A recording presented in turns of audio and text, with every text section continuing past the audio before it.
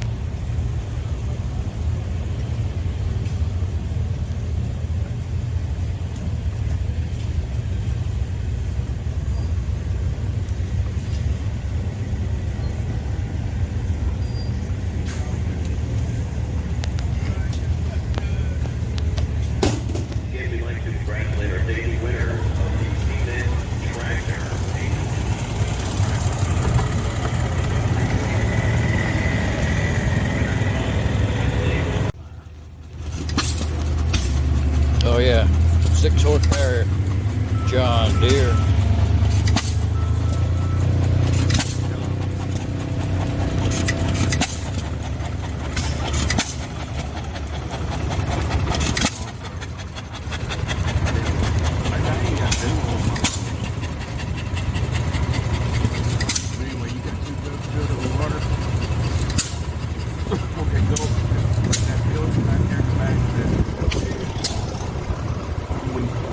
Right at the front of it, you want to go to the left, just go walk around to the side to the back.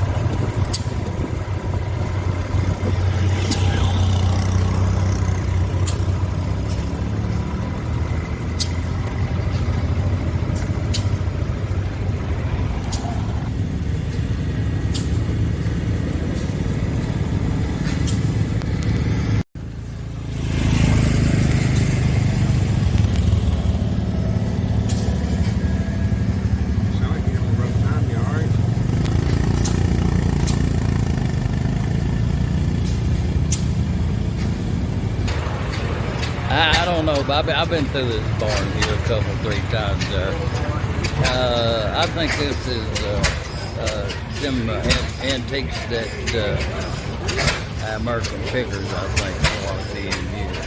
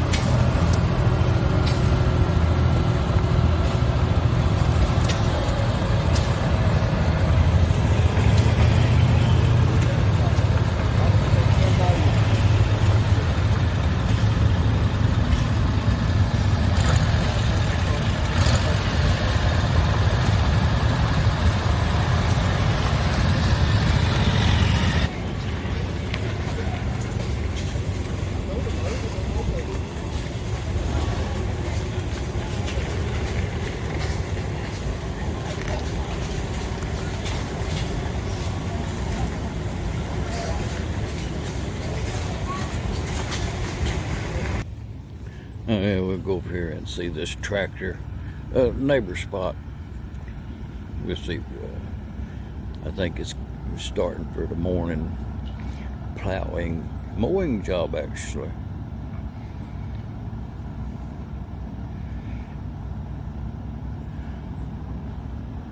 Y'all sleep well last night? We did. We got a place at the Holiday Inn up in Portland there. Uh-huh. The air conditioning was nice the last couple of nights. Yeah. Yeah, we did at the Hoosier Inn. Uh-huh. And the air conditioning was unbelievable cold down there. What year was this? This is about a 1924. And I'm just going off the engine serial number. Yes. Stratton. Uh-huh. And when we got here, there was some other guys that know about these Growmore tractors and the engines on them, and I have a book that has a serial number, or serial number and the dates. So I kind of went by that. I thought this was a 8954 or whatever, and it's actually a 39. So, and in the book, they don't have any records of serial numbers. Yeah. So it's between 20 and 24. So. Yeah. No, I've been watching it the last couple of days running, and it just runs great. Right. Yeah, I like to run stuff at the show and show Yes. kind of what they did. You know, I got a couple engines back there, but people aren't interested in those unless they're into Briggs & Stratton engines. They know what the models are and all that, you know. But they can relate to this, right? Yes, that's true. And then I got the advertisement for the mower in the front, because a lot of people come by and they say, well, you just put that on there, you know, for a showpiece. But that's actually was a attachment that they had for this tractor. And it also had a plow attachment? Yeah, it had several. This is, I don't know if it had a plow, but it had cultivators. And they're Planet Junior cultivators. They advertised in there that all the Planet Junior attachments would fit on this tractor. It sure ran great the last couple of days. Oh, yeah. I was amazed at it. Right. Well, I used to be a small engine mechanic many years ago, and then I started collecting these back in the 80s and 90s. And this one sat in the garage for a long time. I actually bought it down here, and this was one of the first ones I restored. And then I became a mechanical engineer, and so I did a lot of that stuff, engineering and all that stuff. And I retired about 3 years ago, and I wanted to show these things and restore them. So it's a great display. It's really good. Yep. Yes. And but yeah, those Briggs and Strattons, that one letter in that serial number, or that's the one you should have. You know? Right. That's a WA, the bigger one back there, a horse and a half. Yes. In the 1930s, there was only like 1,200 of them made or something like that. Yes. So it's pretty rare, but you know, most people can't relate to that. When they see an air compressor like this, and they say, well, yeah, that's an air compressor, and that's what it does, but the special thing about this is sticking out the side of the engine, and they made a special connecting rod to connect both the air compressor and the engine together, so it runs at the same time. And that was a good idea. Yeah. Good engineering went into that. Right. You know? Right.